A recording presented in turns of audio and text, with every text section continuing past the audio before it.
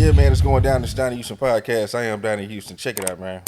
We got a real special guest, man. I'm talking about legend, man. You know what I'm saying? I'm talking about man. The first time I saw this guy, man, he was on the show called American Gangster. You know what I mean? That BET was doing.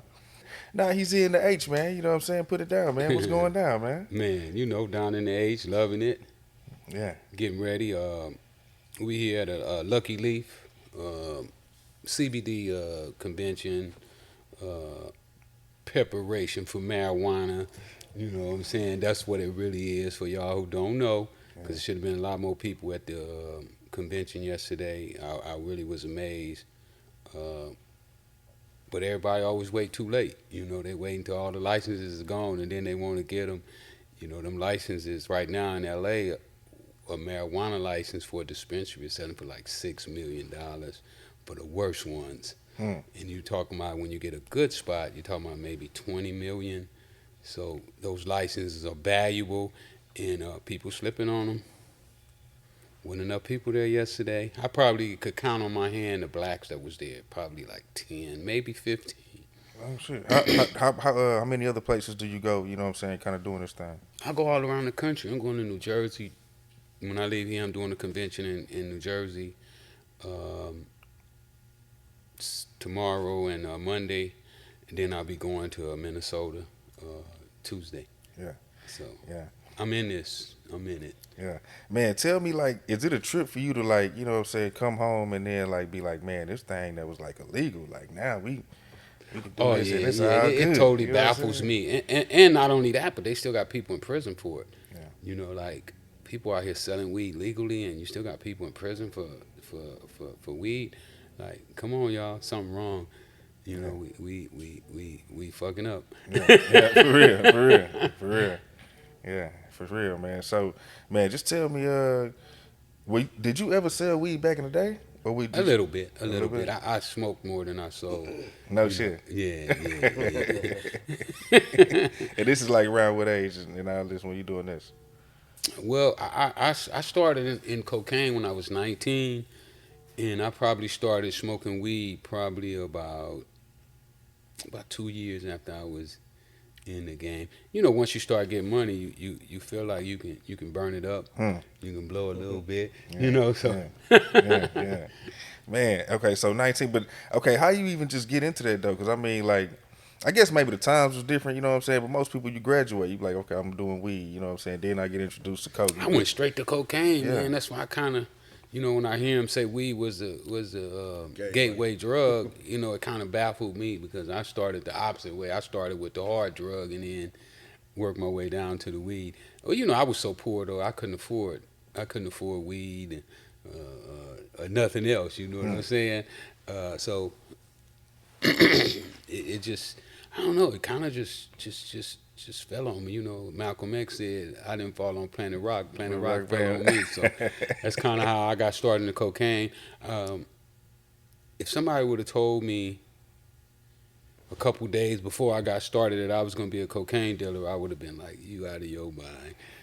I didn't have a clue, because I was really clueless about drugs. That quick, it switched for you. Yeah, it was like one day my boy called me. I'm sitting on the porch and I'm lost. I don't know what I'm gonna do with my life. You know what I'm saying? Like, my life is like at a standstill. And he called me. He was like, "Man, come over. I got something new and you're gonna love it." And I was like, "What?" And I jumped in the car and I went over, and he laid some cocaine out on the table for me. And that's how it started. That simple.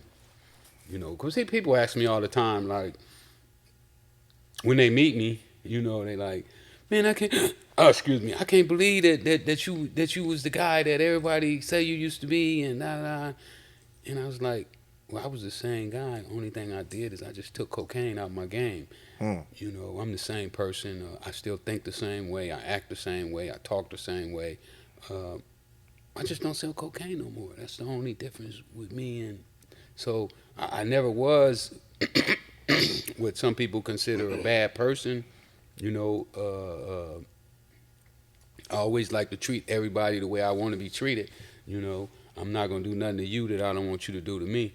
And It's the way I always been. Yeah, yeah. So how do you? I mean, you start getting into cocaine. You know what I'm saying? You're 19. Like, how fast does it start like turning into a thing where you like, you know what? Man, I got beat gonna out of be my it. first 50.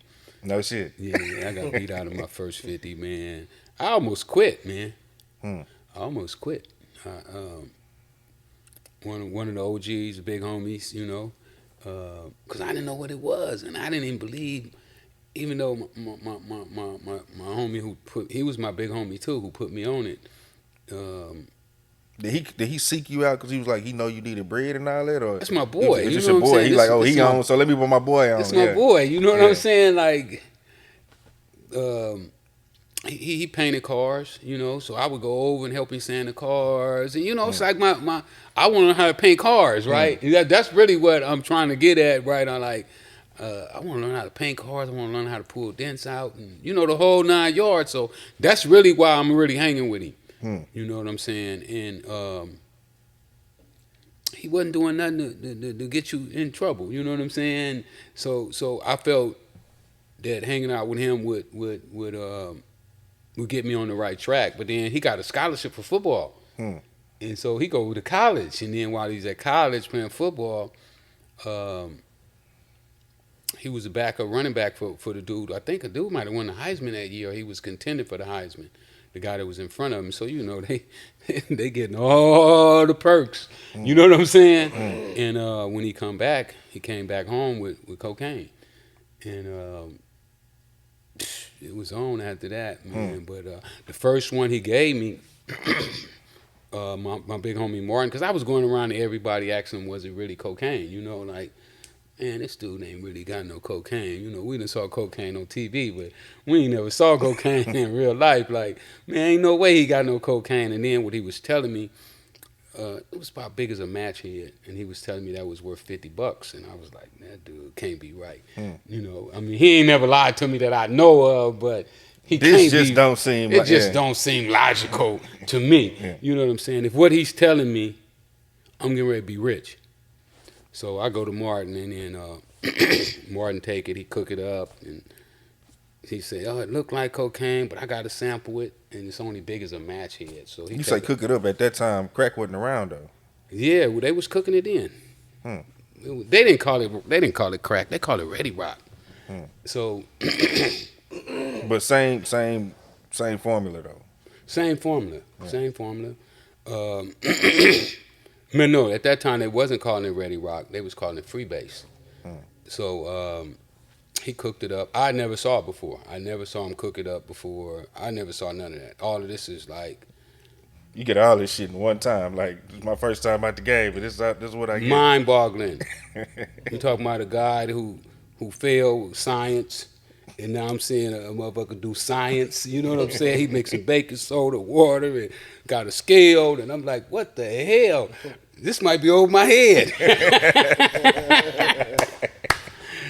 Yeah, so then he took a little piece off and sampled it, and he was like, man, it tastes good, but no, I need a bigger piece. So he took another piece, and I'm looking at it, and it's disappearing. You see smoking you up. And then he said, man, you know what? I'm going to just smoke all this and come by Friday, and I got you. I'm like, oh, man. So, and then my boy is with me. You know, I got my homie Al with me, and he hot. He ready to do something to Martin. You know what I'm saying? Martin done smoked up the whole rock. We $50 in the bread. So that was my first experience, man. So we left his house, you know, with our head down. You know, we had failed. Donnie Houston.